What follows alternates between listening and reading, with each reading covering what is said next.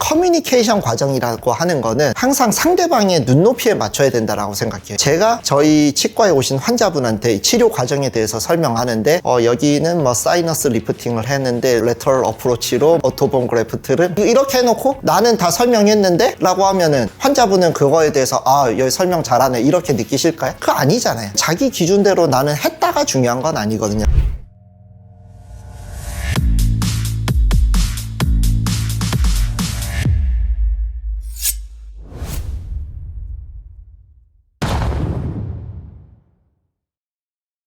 안녕하십니까, 치과의 성전 채널입니다. 고품격 치과 정보 채널의 아이덴티티에 맞는 나는 솔로 27기 여출편 한번 얘기해 보도록 하겠습니다. 영숙님이죠. 말씀하시는 것도 직설적인 느낌도 있어가지고 캐릭터가 세신 분이다 이런 느낌을 줬었던 것 같거든요. 근데 방송 회차가 거듭될수록 스며든다라고 해야 되나? 계속 보면은 괜찮으신 분이구나 싶기는 했었고, 보통은 사람이 가장 중요하게 보는 거는 첫인상이잖아요. 그런 느낌을 줄여주려는 노력을 해주시면은 사람들이 더 좋아하시는 분이 되지 않을까. 다른 것보다도 데이트 선택 때 영어 챙겨서 같이 하는 것도 뭐 그렇잖아요. 한 3, 4일 정도 되면은 러브라인이 있으면은 열심히 하겠지만 빨리 정리되는 경우도 있잖아요. 기수 친구들 또 챙기는 모습도 보기 좋았던 것 같습니다. 정숙님 얘기를 해볼게요. 이번 기수의 최상위 포식자는 정숙이었다라고 생각이 들더라고요. 결국에는 6명 남자의 마음에 다 들어간 거거든요. 자기가 원하는 사람이랑 최종 커플이 될 수 있었던 사람이라고 생각합니다.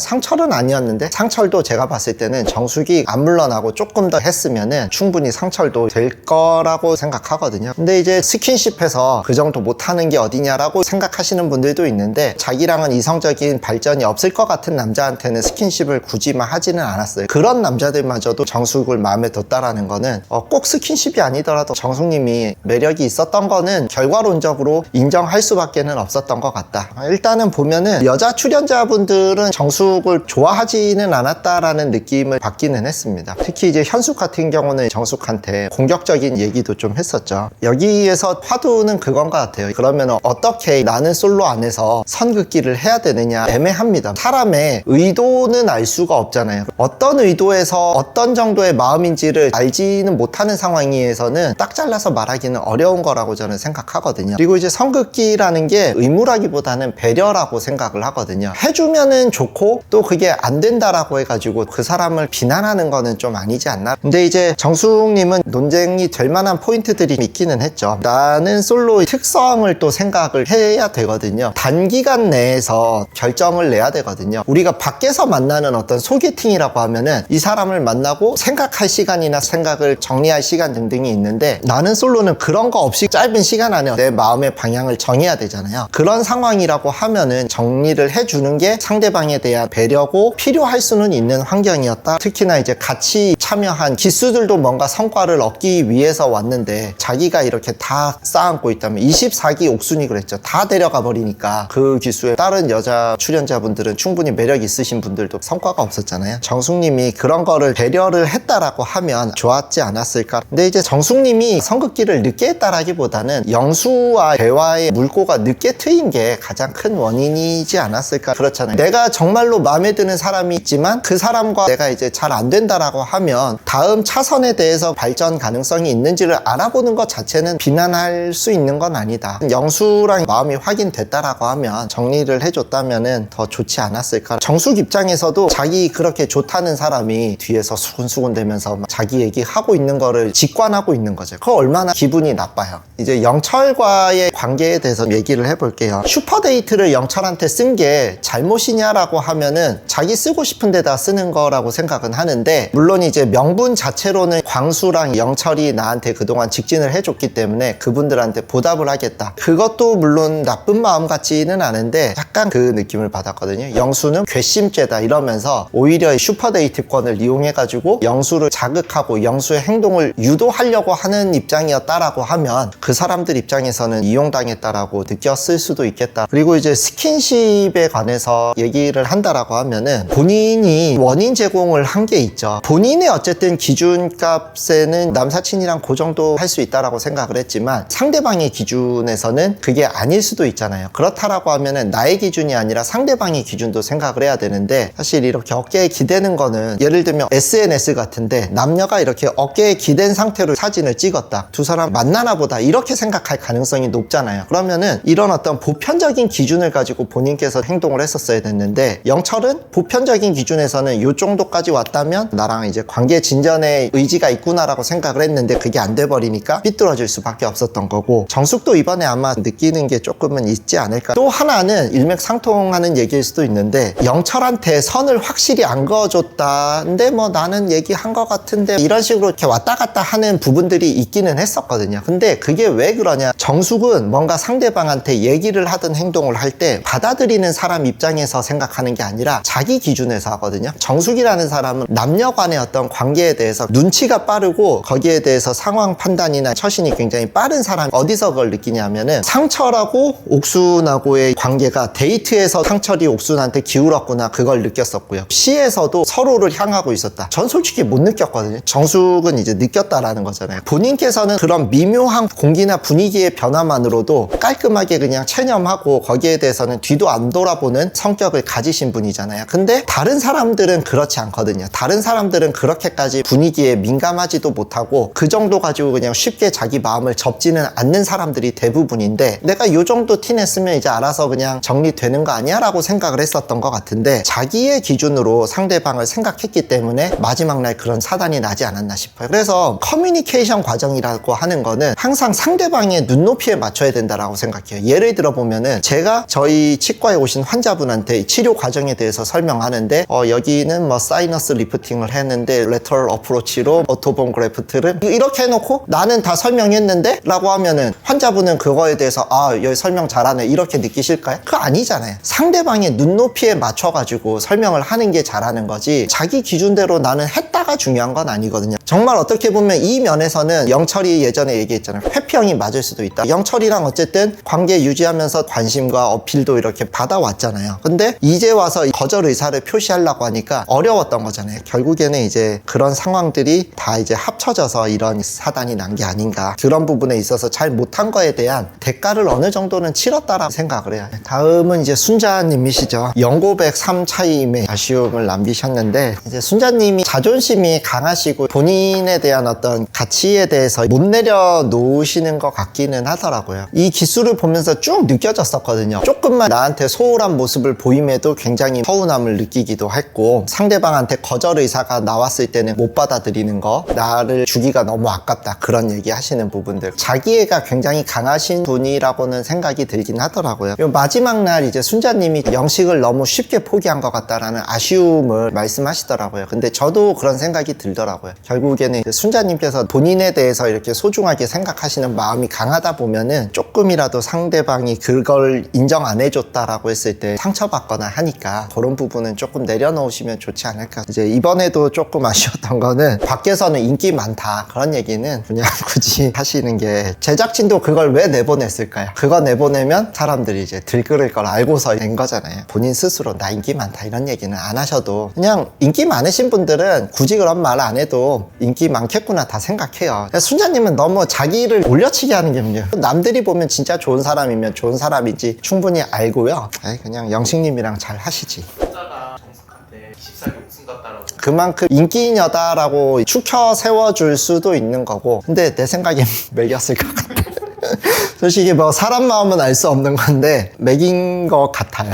영자님이죠. 광수님이랑 남출 여출 중에서 가장 사람이 괜찮다라고 얘기를 듣는 분이기는 하거든요. 광수님이랑 공통점이라고 하면은 남을 배려를 잘 하시는 게 이제 첫 번째 공통점인 것 같고, 자기 감정에 대한 책임도 질 수 있는 성숙한 모습을 보였다라는 거, 누군가에게 마음을 표시했는데 그게 받아들여지지 않았다는 거에 대해서도 충분히 감내하는 모습에 해서 이 나이대에 보여줄 수 있는 성숙한 사람의 느낌을 보여줬다. 영수하고 2대1 데이트를 했었잖아요. 여럿이서 데이트를 할 때 나는 솔로에 종종 그런 사례가 있었거든요. 다른 사람 대화하시라고 이렇게 배려했다 하면서 입국다타고 있는 분들이 있었거든요. 그런 분들이 정작 보면은 입국다타고 있으면서 분위기를 더 이렇게 불편하게 만드는 사례들이 종종 있었는데, 영자님이 2대1 데이트 때 굉장히 적절한 배려를 해줬다라고 생각하거든요. 두 사람이 얘기하는 거에 대해서는 흐름 끊거나 그러지도 않으면서 잘 대화할 수 있게 배려를 해줬던 것 같아요. 어디 가서 뭐 2대1 데이트 하거나 할 때 배려해줬다 하려고 하면은 영자님처럼 하는 게 배려지, 분위기 싸하게 만들면서 나중에 인터뷰에서 뭐 절 배려했다 이런 얘기 좀 안 했으면 좋겠다. 또 하나 영자님의 배려라고 하면은 영수님하고 정숙님하고 결국에는 이제 마음이 통하고 자기가 밀려났다라는 거를 깨닫게 됐을 때 그걸 통보하는 영수님이나 그것 때문에 미안한 마음을 가지거나 했을 정숙님을 신경 써주는 거는 감동적이기는 했습니다. 승자가 패자를 배려하는 경우는 많은데 경쟁에서 밀린 사람이 승자를 배려하는 거는 더더욱 쉽지 않은 거라고 생각을 하거든요. 영자님은 참 좋은 배우자가 될 수 있는 사람이다. 분께서는 적절한 어떤 처신에 대한 교과서적인 느낌을 저는 좀 봤어요. 관심이 가는 사람 빨리 추리고 그 사람에 대해서 빨리빨리 알아보고 결론 빨리빨리 내리고 중반부 가면은 이제 직진하다가 그 직진에 대한 결과물은 감내하는 모습까지 완벽한 처신을 보여준 게 아닌가 싶긴 하더라고요. 아마 영자님도 결과에 대해서 충분히 느끼기는 했을 거예요. 자기가 슈퍼데이트권을 딴 상태에서 영수가 본인이 슈퍼데이트권을 못 딴 거에서 아쉬워가지고 얼굴을 찌푸리고 있는 걸 보면서, 만약에 영수한테 내가 1픽이었다라고 하면 슈퍼데이트권을 못 따도 기분 나빠할 이유가 없는 건데, 영수가 데이트권을 땄다면 정숙한테 썼겠구나라는 걸 충분히 예상할 수 있었을 것 같아요. 이미 영자 입장에서는 상철한테 관심이 갔지만 상철은 확고한 의사표현을 했고, 광수한테도 조금은 관심을 가지긴 했지만 광수랑은 또 이성적 발전이 어려울 것 같다라는 본인 나름의 결론을 냈기 때문에 이제 결국에는 쓸 수 있는 게 영수밖에 없어서 씁쓸한 마음으로 슈퍼데이트권을 쓰기는 했던 것 같거든요. 그리고 이제 영자님 같은 경우는 영수님이랑 조금은 되기가 어렵다라고 느꼈던 부분들이 좀 있기는 하거든요. 영수가 계속해서 영자님이랑 데이트하고 나서 편안했다라는 표현들을 하거든요. 남자 입장에서 이게 편안했다라는 표현은 여자가 남자한테 오빠는 좋은 사람이야 약간 그런 느낌이랄까요? 단순히 편한 감정만 가지고서 이성 간의 관계를 발전시키기는 어렵다라고 생각이 되어지거든요. 반면에 이제 정숙은 나를 뭐 긴장하게 하는, 불편하게 하는 사람이 어쩌고저쩌고 얘기하잖아요. 그러니까 정숙님이 어떻게 보면은 이 남녀 관계의 핵심을 잘 꿰고 있는 분이라는 거는 확실한 것 같아요. 우선순위에서 중간에 이제 영자가 없어졌다가 다시 들어왔다 이런 얘기를 하잖아요. 영자님에 대한 어떤 이성적인 끌림이 그렇게 높지는 않았던 것 같아요. 설사 최종 커플까지 간다고 하더라도 이 관계는 끝이 좀 뻔했다? 옥수님이죠. 아쉬웠던 거는 결국에는 상철이라는 이번 기수의 최고 인기남이었고 동시에 최고 인기녀가 좋아했던 사람을 꿰찼으니까 결과면으로 봤을 때는 옥수님이 최종 승자였다라고도 할 수 있는데, 근데 그 승리가 약간 좀 찝찝한 승리기는 했어요. 이제 옥순이 그걸 느낀 거죠. 상철은 본능적으로 정숙한테 이제 끌리는데 옥순이 또 눈치 빠르잖아요. 영수한테 이렇게 팩폭할 때 보면은 사람 판단하는 눈은 빠른 편이긴 하거든요. 그러다 보니까 계속 이제 또 상철을 시험에 들게 하죠. 속도가 다른 거 이런 거에 대해서도 상철을 들볶는 과정이 있었던 것 같아요. 그러다 보면 이제 상철이 성격상 오래 버티지는 못할 수도 있겠다. 왜 그러냐면은 상철 자체가 혼자서 고민하고 이런 스타일이고, 옥순 같은 경우는 자기의 바라는 바가 조금 명확하고 상대방이 그렇지 않았을 때 그거를 이제 어떻게든 자기 뜻대로 바꾸려고 하는 성향이 있는 것 같아요. 결국 이제 상철이 어떻게 보면은 자기한테 마음을 굳혀서 표현도 하긴 했잖아요. 그렇다라고 하면 그때부터는 이제 본인이랑 있는 시간이 좀 더 즐거운 시간이 될 수 있게끔 배려를 해줬다라고 하면은 상철도 오히려 그런 과정에서 마음을 더 줄 수 있었을 텐데, 그럴 수 있는 성격은 못 되는 것 같다. 뭐 결국 라방에서 보니까 지금은 안 만나는 것 같긴 하더라고요. 자기 입맛대로 이렇게 바꾸려고 하면은 그거는 현실적으로 어렵습니다. 특히 이제 30대 중반 넘어가면은 그동안 살아왔던 어떤 경험이나 자기 루틴 같은 게 생겨가지고 바꾸기는 불가능하다라고 생각을 해야 되는 게 맞다.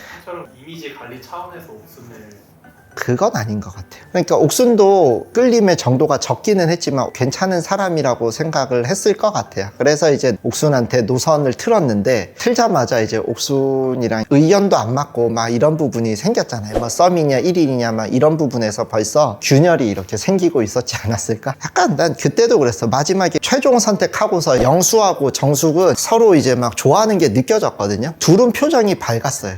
상철은 표정이 조금 마지막 이제 현숙님이죠. 일단은 영식님이랑 결국에는 안 된 것 같아요. 본인께서 하고 싶은 거 다 하면서 사는 사람이시잖아요. 아마 영식님이랑 연애는 할 수 있어도 결혼까지 가기는 조금은 어렵지 않았을까. 같이 몇 번 데이트하면서 자기랑은 안 되겠다라고 이제 판단을 내리신 것 같고, 얘기가 많이 나온 거는 그거죠. 정숙한테 빨리빨리 성급기 해가지고 딴 사람 알아보게끔 해줘야지 왜 자꾸 끌어가지고 사람들 힘들게 하냐 이렇게 팩폭을 했는데 그때 표정도 무섭더라고요. 그런 다음에 본인이 한 얘기대로라고 하면은 영식한테 선을 긋든가 최종 선택까지 하든가 이제 마지막에 결국 선택을 안 했거든요. 현숙님 입장에서는 그랬을 것 같아요. 나도 마지막까지 알아보려고 했을 수 있다. 두 번째는 영식님이랑 현숙님은 중반 이후부터 데이트를 시작했잖아요. 지금 와서 내가 선 그어봤자 어차피 다른 사람을 또 새로 알아볼 시간은 없기 때문에 우리 둘이서 되면 되는 거고 아니면 아닌 거다라는 생각을 했기 때문에 안 했을 것 같거든요. 그러면은 영식한테 최종 선택을 안 할 거다라고 이제 얘기를 해줬어야 됐냐 말았어야 됐냐에 대해서는 저는 본인 선택이라고 생각해요. 아까도 말씀드렸듯이 선긋기는 의무라고 생각은 안 해요. 저는 여기서 느낀 게 뭐냐면은 이래서 남한테 조언 같은 거는 안 하는 게 낫다. 나의 어떤 도덕적인 우월성 같은 걸 얘기를 하면은 그 기준이 결국에는 나한테 이렇게 돌아오는 게 또 현실이거든요. 사람들이 내로남불 이런 거를 되게 싫어하잖아요. 저는 도덕적으로 제가 뛰어나다 이런 얘기는 절대 안 하려고 해요.